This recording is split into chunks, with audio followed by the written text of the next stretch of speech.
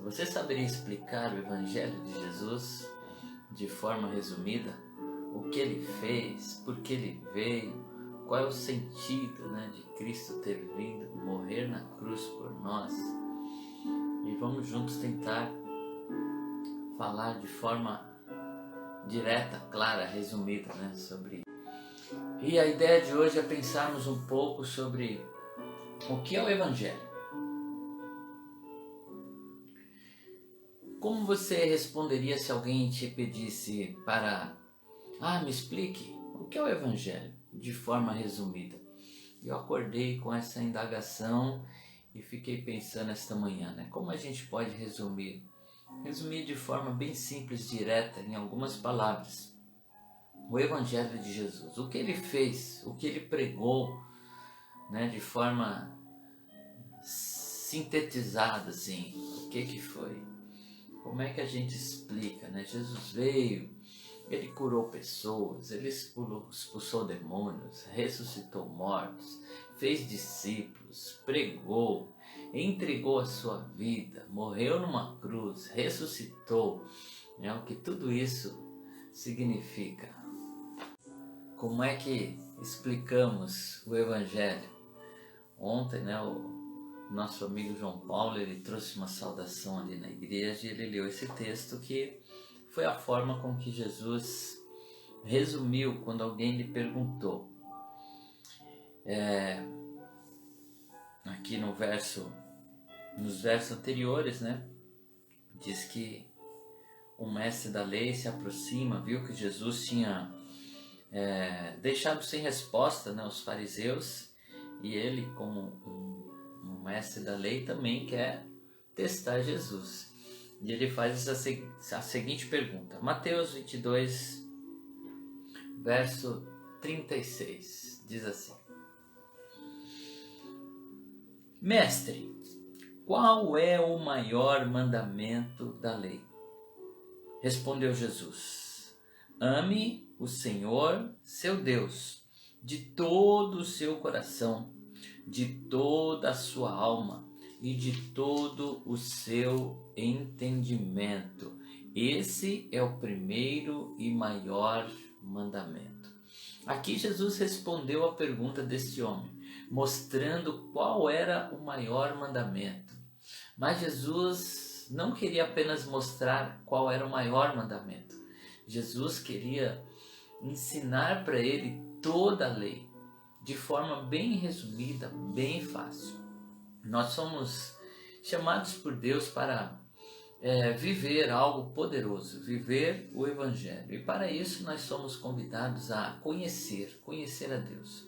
Nós estudamos a Bíblia, de Gênesis a Apocalipse. Cada palavra da Bíblia, cada texto da Bíblia é importante, porque ele vai gerar em nós um caráter aprovado, vai dar a nós direção para as nossas vidas, valores cristãos, vai nos ensinar como viver, como ser uma pessoa que realmente agrada a Deus.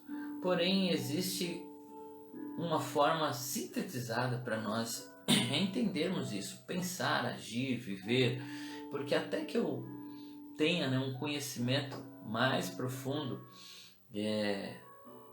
Jesus, ele apresenta aqui de forma simples.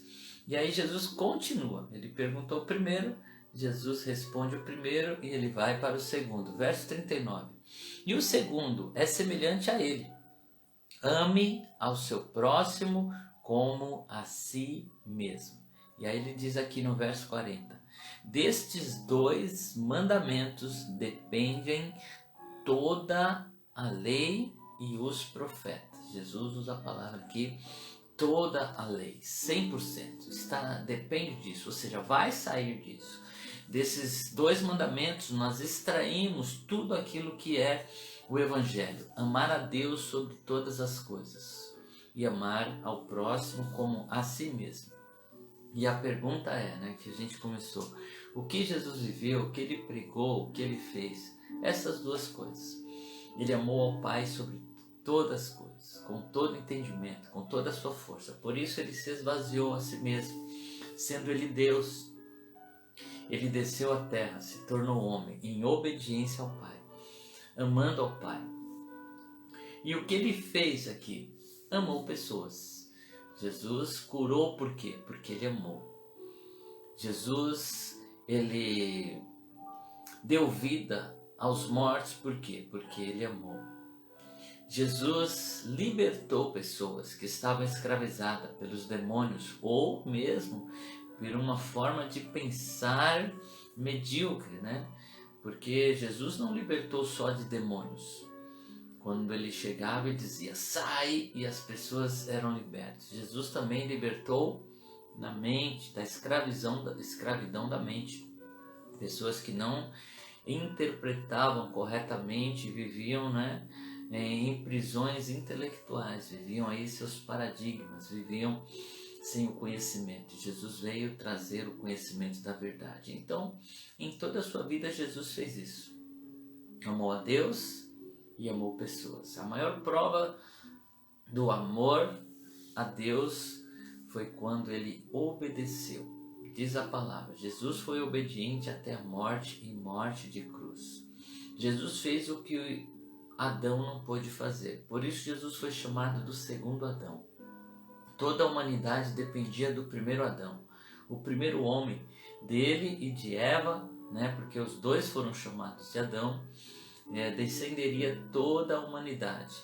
E ele tinha o dever de obedecer, mas ele não obedeceu, porque ele se voltou a si mesmo. E Jesus foi chamado do segundo Adão. Jesus cumpriu fielmente o que lhe foi pedido pelo Pai. Por isso ele amou a Deus sobre todas as coisas, com toda a sua força, com todo o seu entendimento. Jesus não viveu por si mesmo, ele viveu pelo Pai. Ele mesmo declarou, aquilo que eu vejo o Pai fazer, eu faço. Uma vida de imitação a Deus. Viver o que ele era no Pai. Então, ele cumpriu aqui, foi chamado do segundo Adão. Não Adão que não correspondeu a Deus, mas o Adão que gerou uma nova raça, gerou uma nova linhagem, né, daqueles que seriam chamados filhos de Deus. Então, Jesus cumpriu esse mandamento. E Jesus amou as pessoas. Em toda a sua vida foi uma vida de amor e dedicação. E talvez você pense, mas Jesus não amou os fariseus, Jesus não amou os mestres da lei, Jesus não amou aqueles homens religiosos, porque Jesus falava duro com eles, Jesus os chamou de raça de víboras, de sepulcros caiados. Jesus confrontou aqueles homens, chamou eles de hipócritas, né? Jesus realmente foi duro com eles, mas na sua dureza Jesus estava amando esses homens. Jesus estava confrontando eles para que eles se arrependessem e desfrutassem do amor de Deus, ao ponto deles compreenderem. Quando nós lemos o Evangelho, nós vemos que eles entenderam quem era Jesus. Porém, eles se preocuparam consigo mesmo. Eles pensaram, mas se a gente aceitar eles, nós vamos perder a nossa posição, vamos perder o nosso prestígio com os romanos, as pessoas vão deixar de nos valorizar e seria inútil, né, o nosso ministério, porque Jesus deixou útil todos os ministérios, todas as pessoas, né? Jesus alcançou e fez de todos sacerdotes. O que era para um, agora passou a ser para todos. Então Jesus tornou comum, né, o serviço sacerdotal para todo aquele que desejasse. Por isso ele foi rejeitado, mas Jesus amou. Tanto é que alguns, né, deles encontraram Jesus, como foi com Nicodemos e outros, né, que realmente se entregaram ao Evangelho, se entregaram a Deus. Mas ainda assim, né, nós precisamos ir mais além. Jesus, ele amou as pessoas até o fim, entregou a sua vida e ressuscitou. Mas aí, queridos, não para por aí. E esse é um ponto importante do Evangelho, que às vezes as pessoas não entendem. Uns acham que tem que fazer para ser salvo.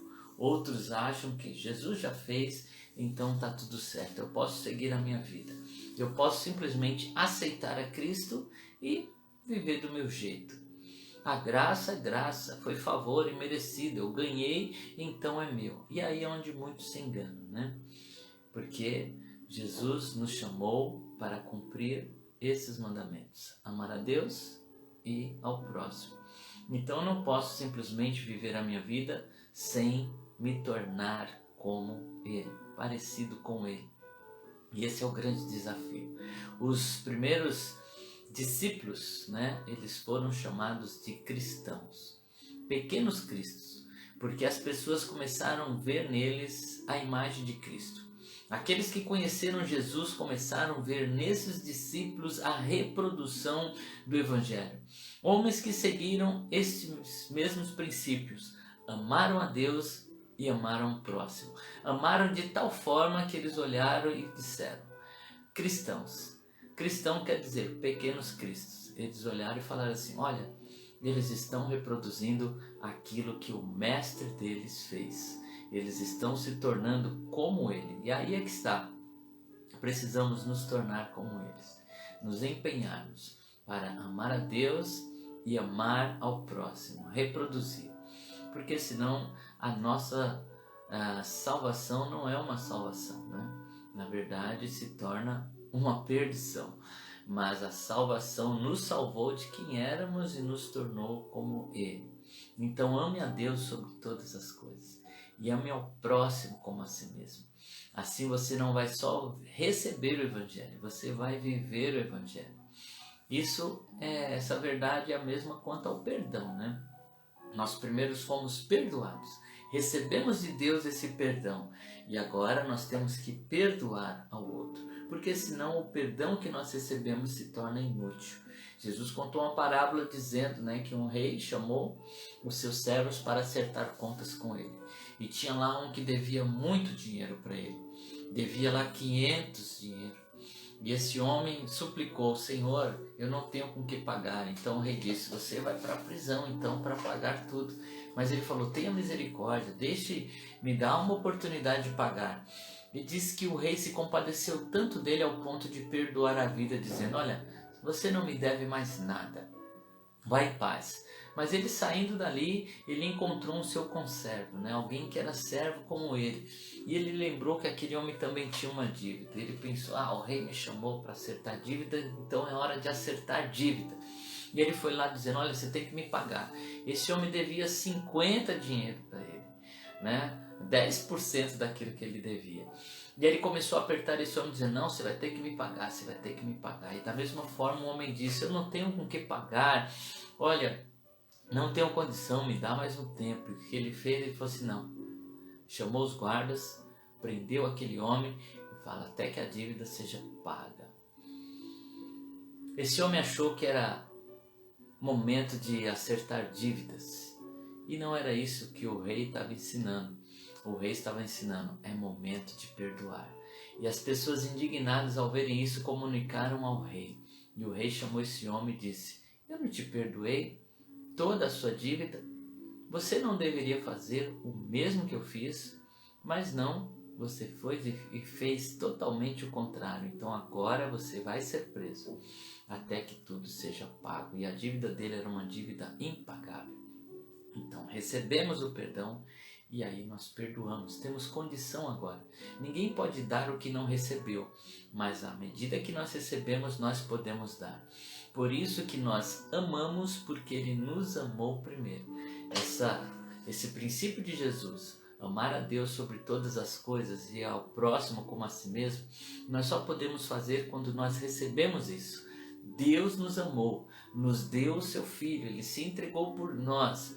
Agora nós somos amados. E aí a Bíblia diz: nós amamos porque Ele nos amou primeiro.